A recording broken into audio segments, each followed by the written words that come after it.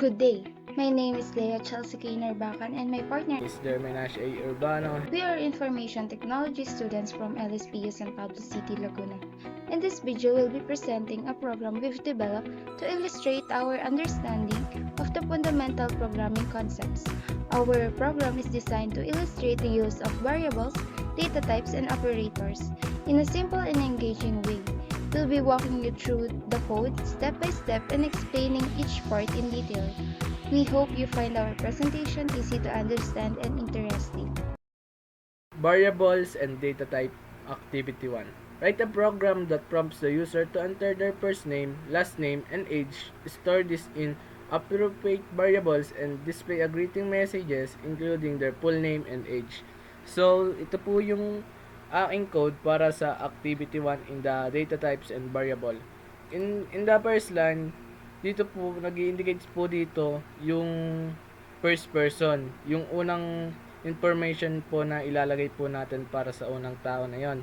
Then in the second line, naglagay po ako ng space para mas maayos po yung output na kakalabasan ng ating code pag nirun na po natin. In third name, dito naman po yung prompt the user enter their first name. Enter naman dito yung kanyang first name. And yung variable na ginamit ko is string. But string. Kasi po yung string is nag-indicate siya sa text like hello world. Also yung string po ay gumagamit lagi ng double quotation mark. Dito naman po nag-i-input yung user na gumagamit sa console.readline. So ganun lang din po yung process. Prompts the user enter their last name, tas yung string pong pangalan ni lname1 kasi text nga po siya. In terms of age, doon na po mababago yung variables kasi yung age is equivalent to numbers and yung integers ay equal sa numbers, whole numbers, ganon.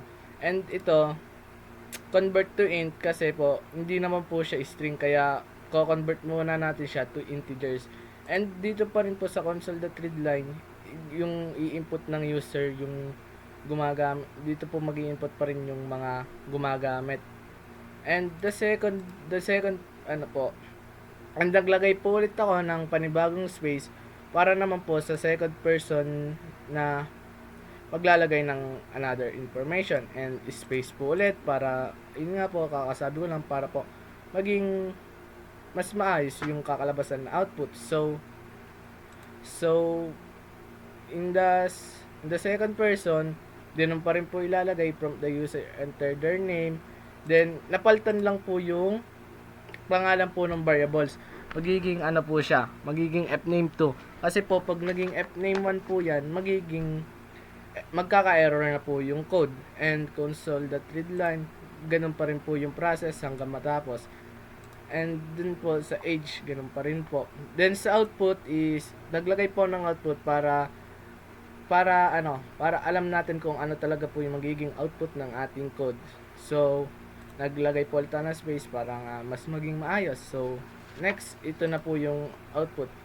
Hello, my name is concatenate F1, concatenate space again, concatenate lname, concatenate and I'm, concatenate age, yung first person, concatenate yung kung years old. Then the second person is hello, I'm concatenate the second person, etc. And the greetings, nice to meet you.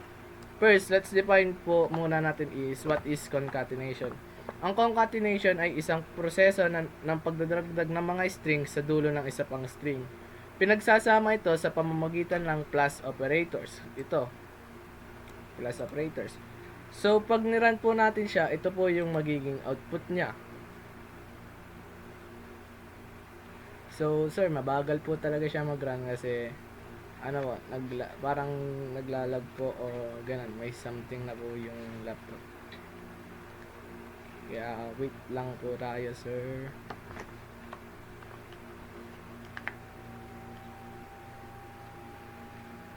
So, enter first name, kuwari Jeremy, last name Urbano, 18 years old. Second name, my group mate Leia, her last name and her age. And output is hello, my name is Derminash A. Urbano. Hello. and my second name is hello Emily and I'm 2 years old and the greeting is nice to meet you.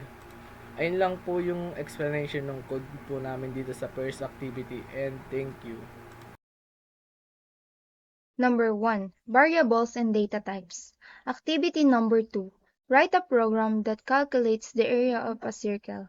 Ask the user to input the radius and store the result in a double variable. Use the formula area is equals to pi r squared. In line number 1, console.writeLine. Compute the area of a circle.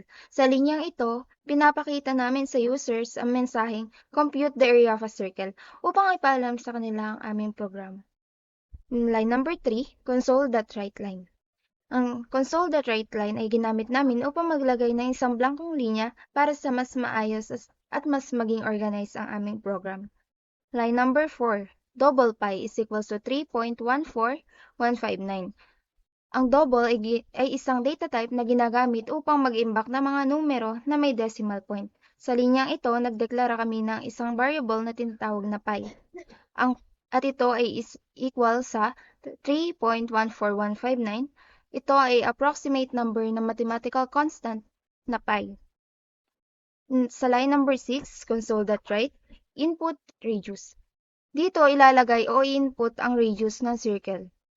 Line number 7, double radius is equals to convert that to int32 console.readline. Ang linya ng code na ito ay dito ini-indicate ang number na gagamitin bilang radius ng circle. In line number 9, console.writeline, pi times radius. Sa linyang ito, nagko-compute ng area ng circle gamit ang formulang pi times radius or pi r squared. At sa last line, console.writeline, ginamit uli namin ito para magkaroon ng isang blankong linya para sa mas maayos at mas maging organized ang aming code. Dito, kapag nag-input tayo ng radius na to, lalabas na ang kanyang area of a circle. Ang area of a circle ng radius na to ay 12.56636. One more example. Kapag nag-input ng radius na 4, ang lalabas yan ay, ang area of a circle ng radius na 4 ay 50.26544. And that's all in our activity number 2. Thank you. Operators Activity 1. Write a program that takes two integers as input from the user and performs addition, subtraction, multiplication, and division. Display the result of each operation. So, ito po yung code namin sa Activity 1 on operators and console.write prompt the user enter their first number. Ganun pa rin po, enter lang po yung first number. Then, in num1, ito po yung variable na dineclare natin since integers naman po ang hinahanap, whole numbers. And sunod po is convert to integer. Kinonvert niya mo muna to integer para po mag-run po yung i-input ng user na gumagamit dito sa readline para ma-input po dito. Then sa second number, ganun pa rin po yung process. Prompt the user enter the second number and num1 and integers name num2. Pag nagkagaya po kasi yan, possible na error po yung kakalabasan. And then, kinonvert po ulit to integer. Then yung console.readline naman, ito po yun, dun po nag-i-input yung mga user na gumagamit. Then sunod po console.writeline and yung quotation, double quotation is nagre-represent po siya ng space para mas maging organized po yung pag niran po natin yung ating code. Pag yung lumabas po yung output. Sunod is console.writeline. Ito na po yung mga output na pwedeng yung mga lalabas pag niran na po natin yung code. The sum of concatenate num1, concatenate end, concatenate num2, concatenate is equal, concatenate the kung paano po masosolve yung ating number 1 and number 2. So, dito po is parang formula na lang po siya. num1 plus num2. num1 minus num2. num1 multiply num2. num1 divide num2. So, dito naman po, pag x po yung nilagay po natin, magiging error po siya kasi hindi po to di naman po dito yung di po ayun yung karapat-dapat na operator na ilagay po natin. Ang kailangan po talaga natin na operator dito is asterisk para maging tama po siya. So pag niran naman po pag niran po natin yan, ito po yung magiging yung magiging output natin.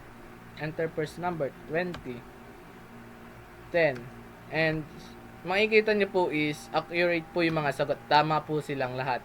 And ayun lang po yung code namin. That's all. Thank you po. Number 2 operators. Activity number 2. Write a program that checks if a number is even or odd using the modulus operator.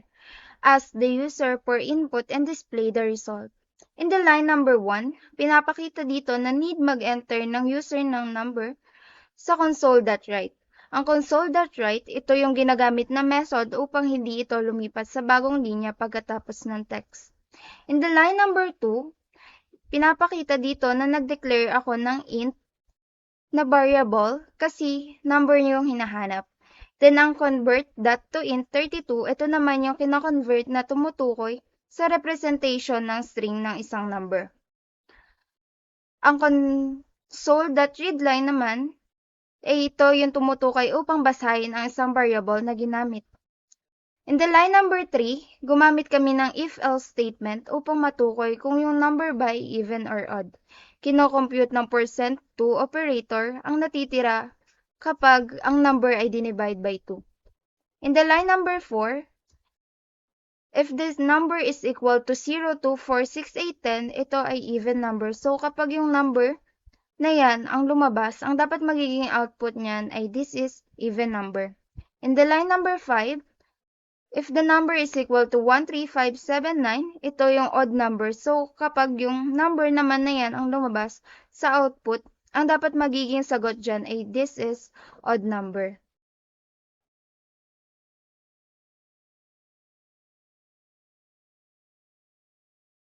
Example, kapag nag-input ako ng number na 1, ang magiging sagot niyan ay this is odd number. Kapag naman nag-input ako ng number 2, ang magiging sagot dyan ay even number. That's all in activity number 2. Thank you.